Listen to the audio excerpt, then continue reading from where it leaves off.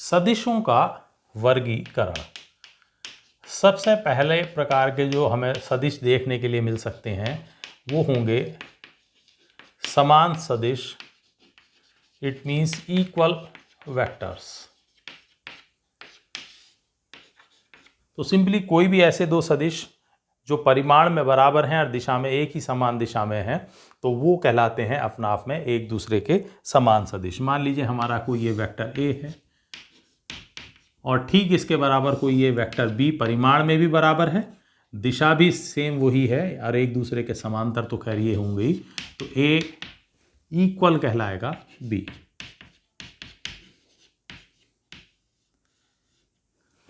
इसका मतलब ए equal B, तो ए और बी कैसे हैं? समान सदिश होंगे। तो ऐसे सदिश जिनके परिमाण समान हो और दिशा भी समान हो वो कहलाते हैं समान सदिश।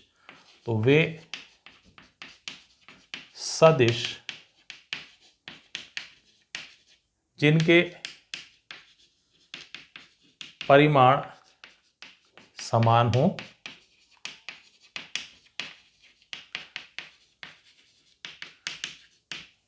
वे सदिश जिनके परिमाण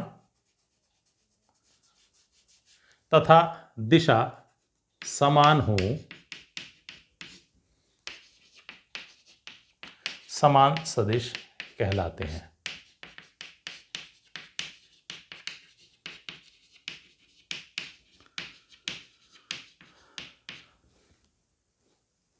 तो यहां पर ये दिखाया गया ए और बी कैसे हैं अपने आप में समान सदिश लिए गए हैं। दूसरे तरह के सदिश कहीं हम कह सकते हैं विपरीत सदिश होते हैं, and these are called opposite vectors.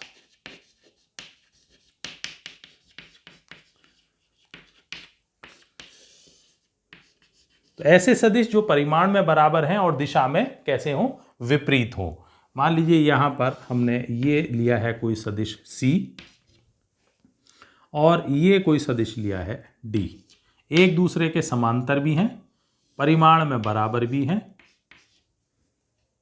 सदिश के ऊपर ये एरो हमेशा लगेगा, इसका ध्यान रखेंगे स्पेशली। तो C इज इक्वल टू होगा माइनस D। माइनस का मतलब ये है विपरीत और बराबर रखे गए हैं, इसका मतलब परिमाण में बराबर होंगे। तो वे सदिश जो परिमाण में परस्पर बराबर व दिशा में विपरीत होते हैं, दिशा में विपरीत होते हैं वो कैसे कहलाते हैं? विपरीत सदिश। तो विपरीत सदिश कहलाते हैं। इन जो अब हम ये पढ़ रहे हैं वर्गीकरण, इनको इसलिए समझना जरूरी है। बहुत सारी जगह हम क्वेश्चंस के अंदर कह देंगे कि there are two equal vectors, A और बी दो समान सदिश हैं। तो अगर आपको ये नहीं पता कि समान सदिश होते कौन हैं, वो सदिश जिनके परिमाण भी बराबर हैं और दिशा भी समान है वो सदिश समान होंगे। ए और बी विपरीत सदिश हैं, तो विपरीत सदिश का मतलब उनका परिमाण कैसा है? बराबर, लेकिन दिशाएं कैसी हैं? विपरीत होंगी। तो वो सदिश कहलाते हैं अपने आप में विपरीत सदिश। इसके बाद नंबर थर्ड वैरायटी हम देखते हैं, दीज आर कॉल्ड समरेखीय सदिश।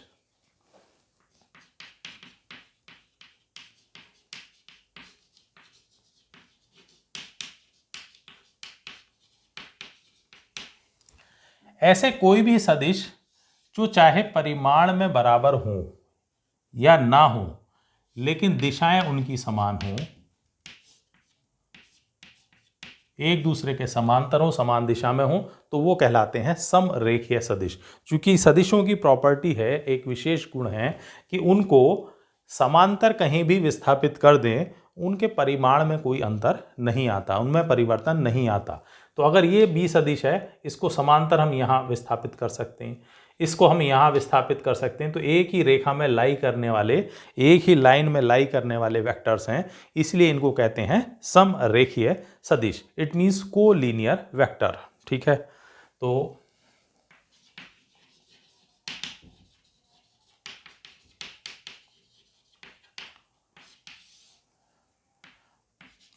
हम कहेंगे इनको समान या असमान परिमाण के वे सदिश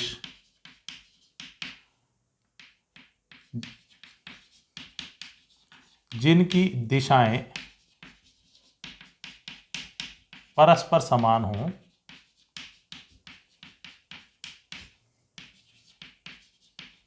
समरेखीय सदिश कहलाते हैं।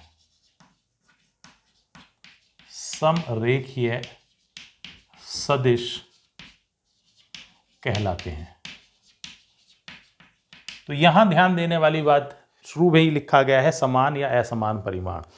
उनके परिमाण समान भी हो सकते हैं, जैसे कि यहां हम अगर लें तो ए और बी समान सदिश हैं, एक ही दिशा में लाई कर रहे हैं, समांतर हैं, तो इसका मतलब ये समरेखीय हैं। ठीक है, लेकिन ए और बी यहां पर दिखाया है समान दिशा में है, परस्पर समांतर हैं, तो समरेखीय तो हैं, लेकिन चूंकि परिमाण अलग अलग हैं इनके, तो ये समान सदिश नहीं है। तो इट मीन्स समान सदिश समरेखीय होंगे, लेकिन सभी समरेखीय सदिश समान नहीं होंगे। ये बिल्कुल क्लियर आप दिमाग में रख लें। तो डायग्राम में हमने 3 सदिश दिखाए हैं, ए, बी और सी। तीनों के तीनों कैसे हैं? वो समरेखीय सदिश हैं। इसके बाद हम कहते हैं सह प्रारंभिक, नाम से ही क्लियर हो रहा है इसमें,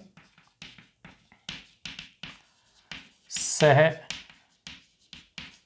प्रारंभिक सदिश को इनिशियल वेक्टर्स। वे सभी सदिश जो एक ही बिंदु से प्रारंभ हो रहे होते हैं वो कहलाते हैं को इनिशियल यानी सह प्रारंभिक। मान लीजिए ए सदिश है, बी सदिश है, सी सदिश है, डी सदिश है, ये सारे के सारे एक ही बिंदु ओ से ओरिजिनेट हो रहे हैं, तो ये अपना आप में कैसे कहलाएंगे? सब के सब सह प्रारंभिक सदिश। तो एक ही बिंदु से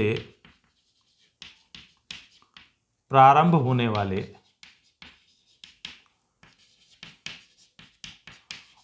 सदिश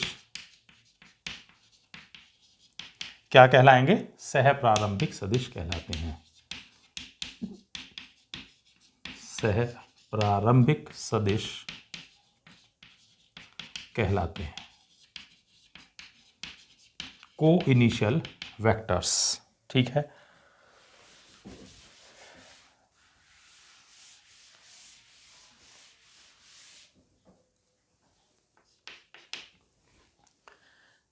इसके बाद हम देखें को लीनियर वेक्टर्स या को प्लेनर वेक्टर्स, जो एक ही तल में लाई करते हैं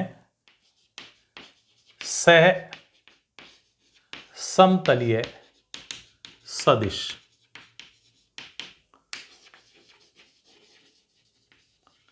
को प्लेनर वेक्टर्स, जैसे कि नाम से स्पष्ट है को प्लेनर वेक्टर्स, इट मींस ये ऐसे सदिश हैं जो एक ही प्लेन में लाई कर रहे होते हैं। मान लीजिए हमारा एक पेपर है या कोई तल है, इसमें एक ये ए सदिश है, ये बी है, ये सी है, तो इनका ना समान दिशा में होना जरूरी है, ना परिमाण समान होना जरूरी है। एक ही तल में लाई करने वाले, एक ही तल में स्थित सभी सदिश क्या कहलाएंगे? सह समतलीय सदिश। तो एक तल में स्थित सदिश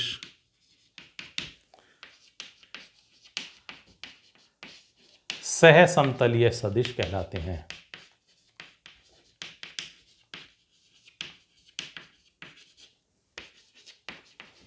और एक तल में अगर ये लाई कर रहे हैं, तो अगर हमें कहीं इनको शो करना होता है तो हम देखते हैं कि एक तल में जो लाई कर रहे हैं इनके द्वारा कोई भी आयतन नहीं घेरा जा सकता। तो अगर कोई वेक्टर्स हमारे पास हैं, 3 या उससे ज़्यादा वेक्टर, और उनसे आयतन कोई नहीं घिर रहा, उनके द्वारा घेरा गया आयतन शून्य सिद्ध कर दें, तो वो अपना आप में कहलाते हैं सह समतलीय सदिश। ठीक है, इसके बाद हम लेकर के चलते हैं एक और इम्पॉर्टेंट वैरायटी है एकांक सदिश। एकांक सदिश, यूनिट वेक्टर्स। ऐसे सदिश जिनका परिमाण 1 हो, 1 हो, ठीक है, वो कहलाते हैं एकांक सदिश। तो वे सदिश जिनका परिमाण एकांक हो, एकांक सदिश यानी यूनिट वेक्टर कहलाते हैं।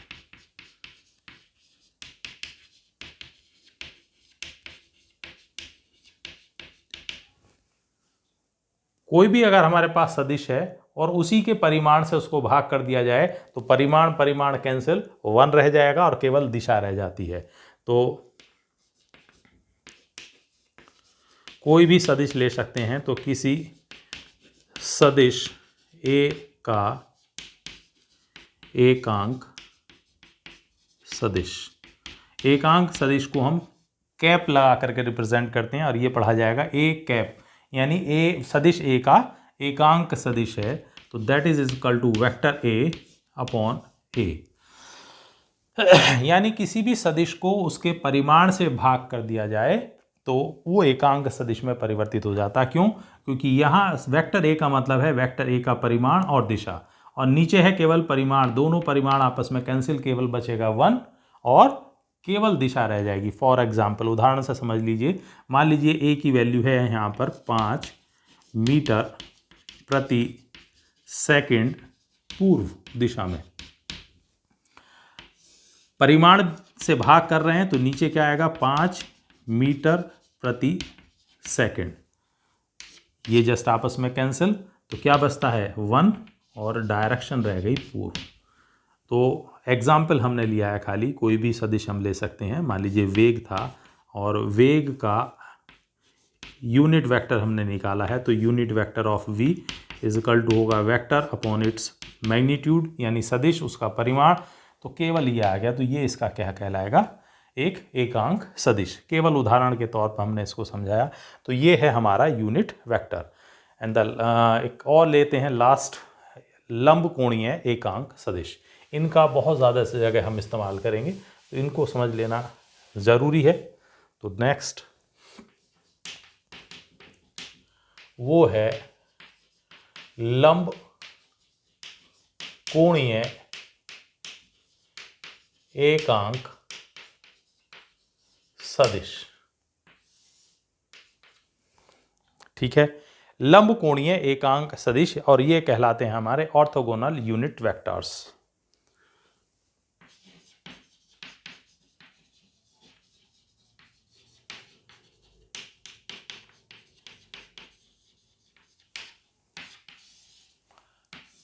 सामान्य रूप से हम जानते हैं कि हमारे पास 3 डायमेंशंस में 3 एक्सेस हम लेते हैं, एक्स, वाई एंड जेड, और ये है ओरिजिन। ये लिया गया है मूल बिंदु जिसको ओरिजिन हम कहते हैं। तो एक्स अक्ष की दिशा में एकांक सदिश को हम लेते हैं आई कैप, वाई अक्ष की दिशा में यूनिट वेक्टर एकांक सदिश लेते हैं हम जे कैप, और z अक्ष की दिशा में एकांक सदिश लेते हैं k कैप, और ये कहलाते हैं लंब कोणीय एकांक सदिश। ठीक है, तो x, y तथा z अक्ष की दिशाओं में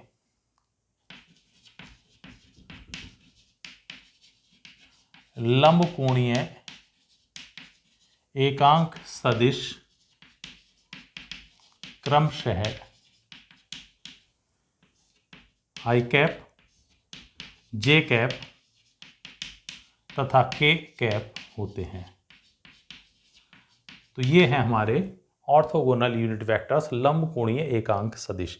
जगह जगह पर इनका इस्तेमाल होगा जब हम किसी सदिश को इन घटकों में x, y, z के अलोंग डिवाइड का उसको रिजॉल्व करते हैं, वहाँ इनका इस्तेमाल किया जाता है। डिटेल में हम आगे आएंगे, चैप्टर्स में लेंगे। तो ये था आज का हमारा लेक्चर में कुछ इंपॉर्टेंट टर्म्स, वेक्टर्स एनालिसिस हमने स्टार्ट किया है। तो डियर स्टूडेंट्स, इसको समझिए, इम्पॉर्टेंट है, कंपटीशन पॉइंट ऑफ व्यू से इम्पॉर्टेंट है। और जो भी कोई प्रॉब्लम्स है उसको कमेंट शेयर में सेक्शन कर सकते हैं। जो भी आपका फीडबैक है उसको कमेंट शेयर में ज़रूर सेक्शन में शेयर करिए। नेक्स्ट लेक्चर में जल्दी मिलेंगे, तब तक के लिए थैंक्स।